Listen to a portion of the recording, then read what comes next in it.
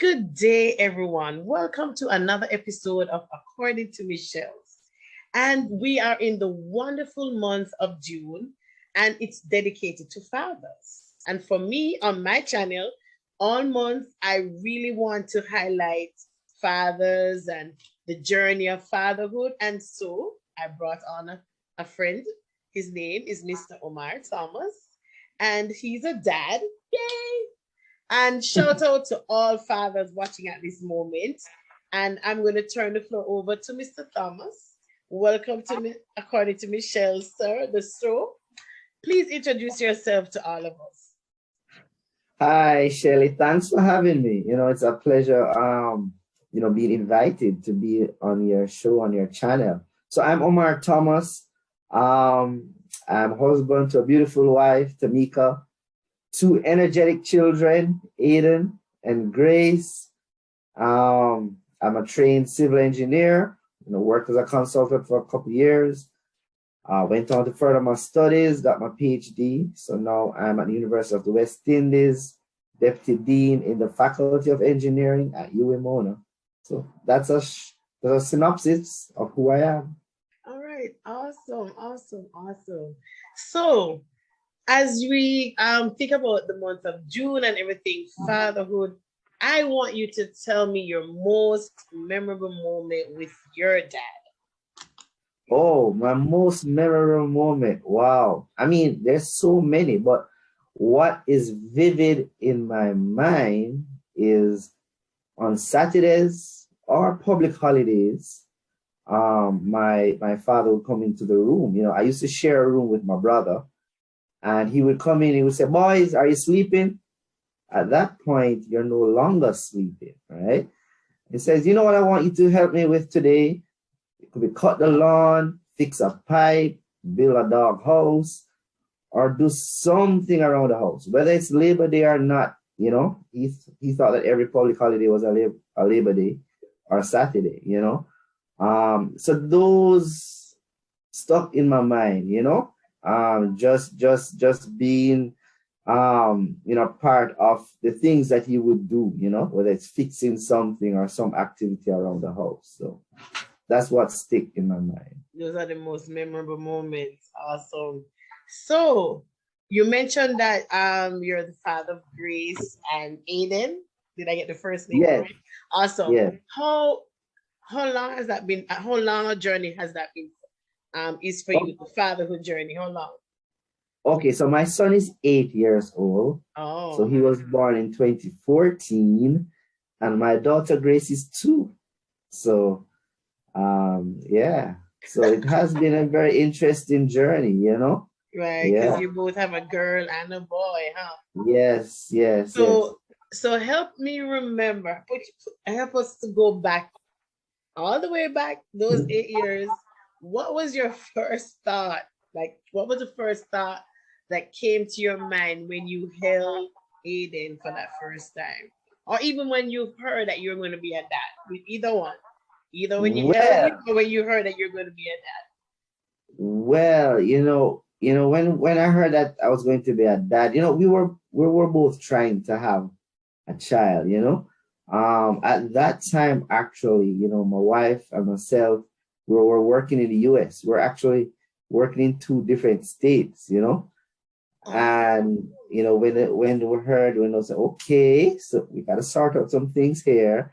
But we were both excited, And to hold him for the first time, that was just precious, I mean, I thought of how awesome God is, I mean, to have a child is really a miracle, And it's really God just putting that child, entrusting that child in your care, And it's like, okay, I just got to do what I need to do to make sure this life, becomes what God wants that life to become, Awesome. So how did you navigate that? You say you both were in 2 different states. How did you navigate that whole thing? Were you able to be there for the actual birth? Yes, most definitely. Okay. Of course, I traveled a lot. Luckily, where I worked at the time had paternity leave. Okay. And, I was able to be there. And of course, we started things out. We eventually moved back to Jamaica. You know, Mm-hmm. we're trying to see if one could come to one state, one could go to the other state.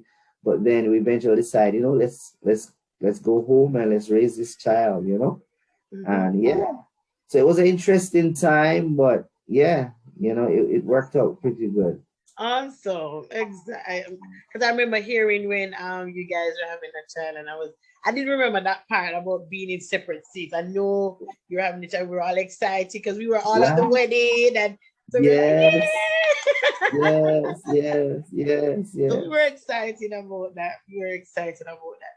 Awesome. So as your journey has continued up to this point, is there a moment that something that your dad said to you, or something from your the way how your dad did fathering, was there Yeah. anything from that patterned into your style now? Ah, I mean, I guess one of the things I take away is just presence, being there for your child, and I mean, now is a different generation than even when I was growing up. So, you gotta take some of the stuff that I learned my father, but then you still have to adjust to the new environment, right? And so, what I realize now is that just spending time, just presence, talking and listening to your child, especially the 8-year-old, he's growing up, he's asking questions, and engage in conversation with him, this generation, they play like his age, play like Minecraft and Roblox and stuff that, in our days we used to play probably like Pac-Man and Nintendo, right? Mm-hmm. But you gotta adjust, you gotta adjust to him. And I think, you know, you know, growing up, I really treasure. Now being a father, I just realized some of the stuff I learned from my father, a simple thing as tying a tie, when I worked at a university, a student actually came to me. He had an interview. He came to me and asked, "Can you tie my tie for me?" And you know, I took for granted I knowing how to tie a tie, Mm-hmm. not knowing that, there are many young adults out there probably don't know how to tie a tie or change a car tire or fix a broken pipe, Now being a husband and a father and things happen around the house, it's just naturally for me to just go, try something before I call the handyman or before I call the plumber, and those are values I really appreciate that my father instilled in me. At the time, I was annoyed, but now, now I really value, so much that he has invested in us, both my brother and myself. Awesome. Awesome. Yeah. Kudos. Big up, big up, big up, big up all the Big up, fathers. Harley Big up to Thomas, your Harley father. Thomas.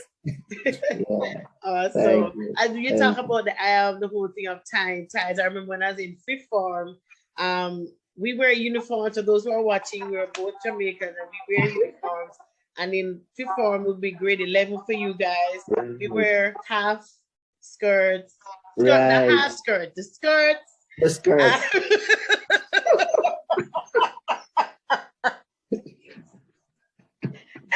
skirts, but skirts, shirts with ties. And I remember it was my Right, dad who taught me to. I don't remember exactly. now how to do it again, but it was, but then he was the one who showed me how to do it the first time, and then I just remember the steps, and then just start to just keep repeating it. Some people just keep theirs forever in the knot, and then just adjust Exactly. it because being girls, we just have to just keep it going.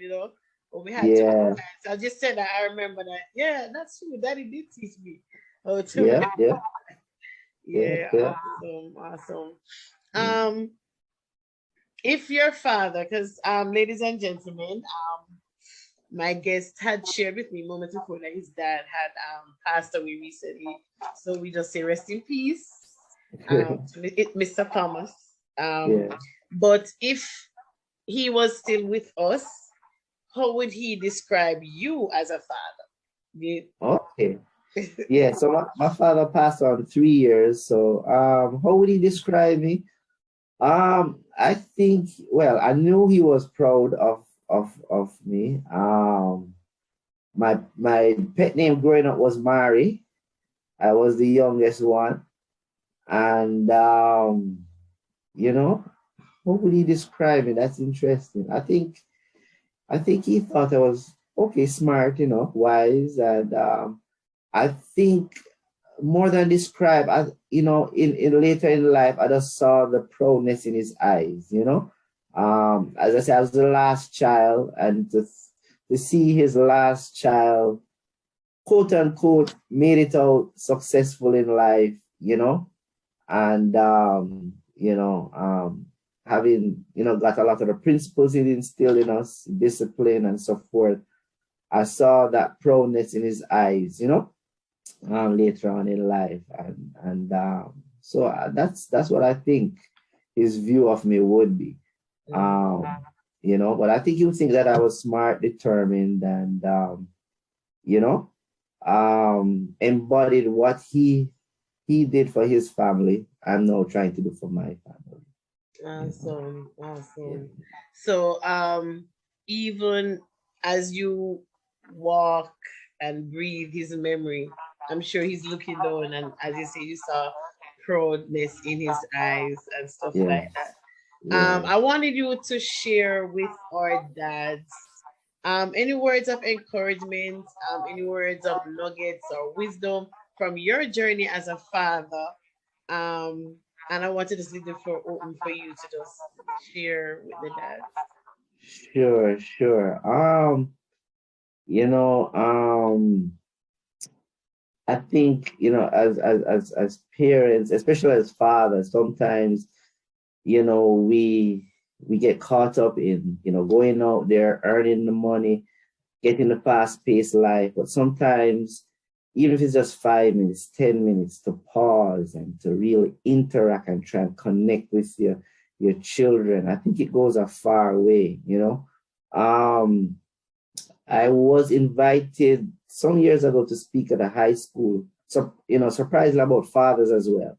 And so I came up with an acronym, and I call it that fathers must have a plan, a P.L.A.N plan.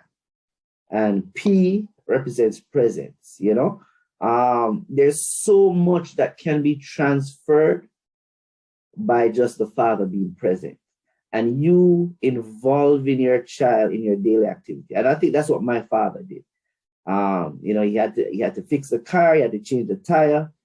And during those, you don't know how much is being transferred just by you and your father working on an activity together time and time again. And so presence, I think, is very important.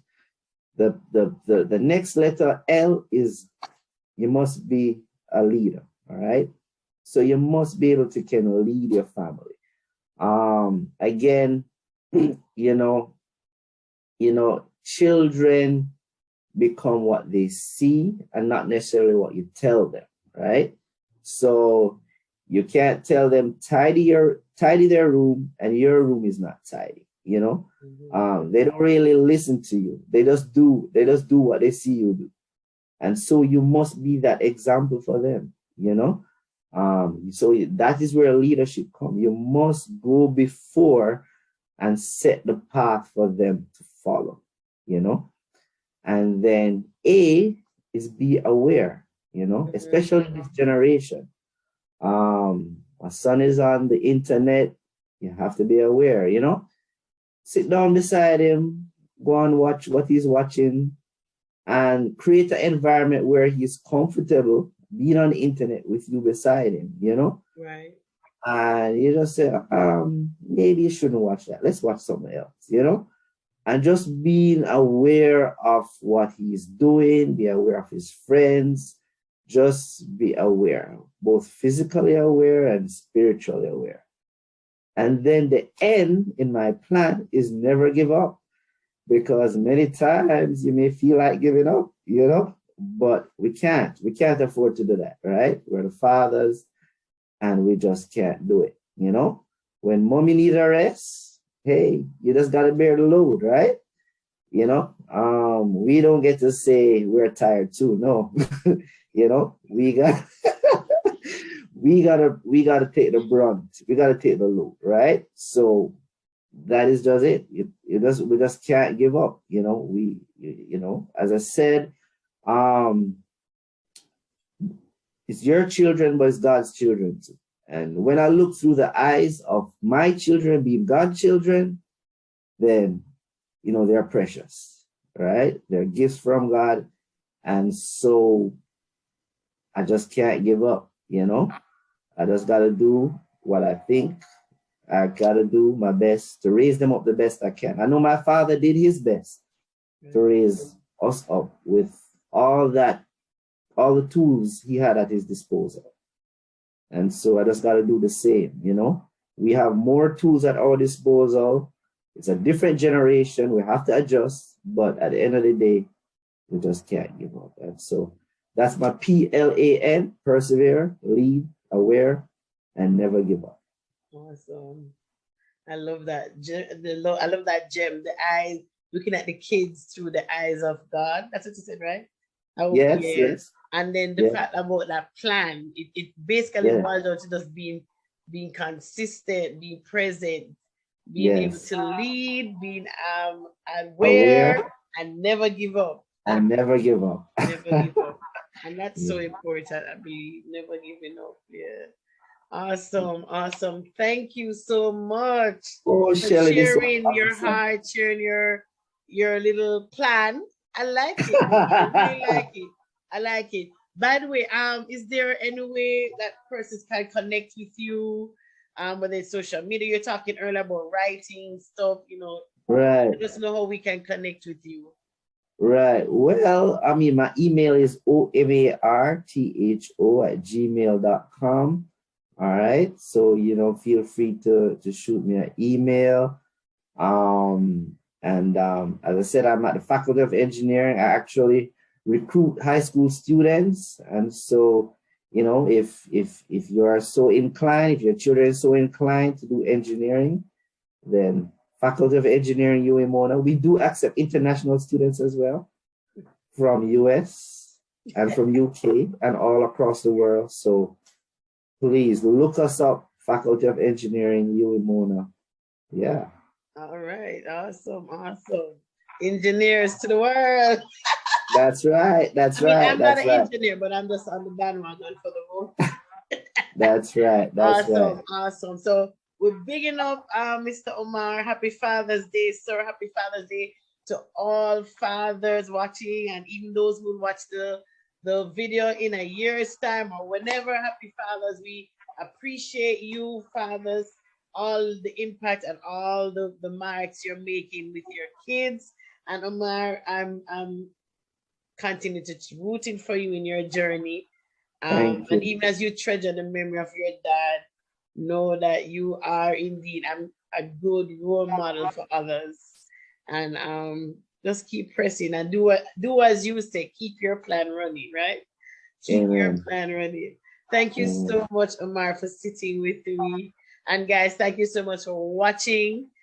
Keep connecting. Make sure you like, share, subscribe to this channel so that you won't miss out any moment where we just celebrate life. And this video is celebrating fathers. Thank you, Shelly. God bless you. Thank you so much, Omar. And guys, have a lovely rest of your day.